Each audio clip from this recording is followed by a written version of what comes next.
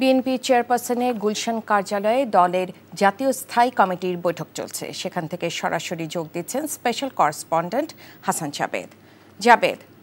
BNP স্থায়ী কমিটির বৈঠকের আলোচনার বিষয়ে কি তথ্য আছে আপনার কাছে?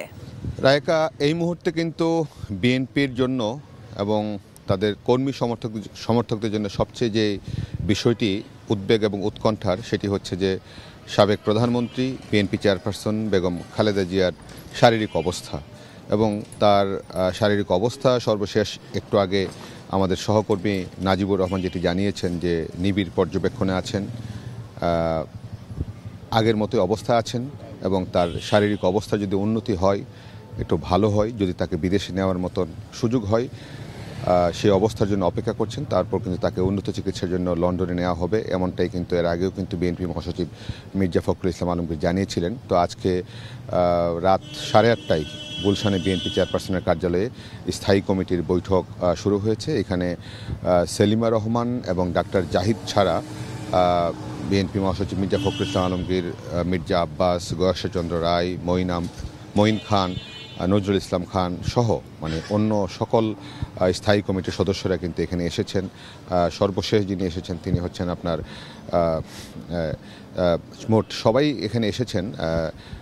তারপর তারা কিন্তু যে আলোচনা চলছে, আসলে আমাদেরকে কিন্তু সেখানে যেতে দেওয়া হয়নি, আমরা কিন্তু বাইরে অবস্থান করছি এবং তারা বের হলে হয়তোবা বুঝতে পারবো যে কোন কোন বিষয়ে তারা কি সিদ্ধান্ত নিয়েছেন বা কি আলোচনা হয়েছে। তবে নির্ভরযোগ্য সূত্রে যেটা জানতে পেরেছি যে বিএনপি চেয়ারপারসনের শারীরিক অবস্থার খোঁজখবর তারা এখান থেকে বসে নিচ্ছেন এবং এইসব বিষয় নিয়ে আলোচনা হচ্ছেন যে তারা পরবর্তীতে কী করণীয়, কী করা যাবে এবং তার বিদেশে নেওয়ার বিষয়টাই কিন্তু বেশি গুরুত্ব পাচ্ছে। এবং তারা যে জিনিসটা বলছেন যে খালেদা জিয়ার শারীরিক অবস্থা নিয়ে যেন এক একজন এক এক ধরনের বক্তব্য যেন মিডিয়াতে না দেন।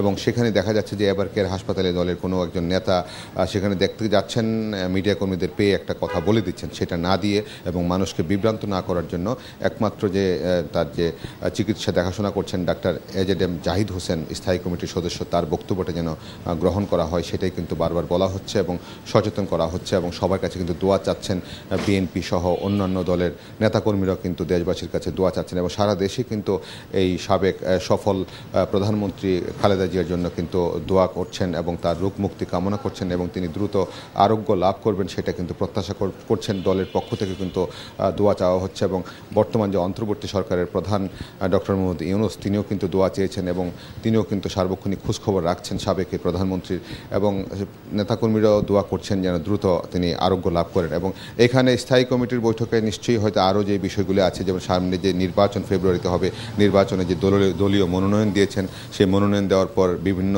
জেলায় কিন্তু দেখেছি যে নির্বাচনী প্রতিদ্বন্দ্বী অন্য প্রার্থীরা যারা নির্বাচনে নমিনেশন পাননি, তারা কিন্তু অনেক জায়গায় বিক্ষোভ করছেন, নমিনেশন বদলানোর জন্য তারা আপিল করছেন, আবেদন করছেন, নেতাকর্মীরা তাদের পক্ষে রাস্তায় নামছেন। এইসব বিষয় নিয়েও এখানে এই স্থায়ী কমিটির বৈঠকে আলোচনায় স্থান পাবে, এমনটাই যতটুকু জানতে পেরেছি। তো এই ছিল এখন পর্যন্ত আমার কাছে সর্বশেষ।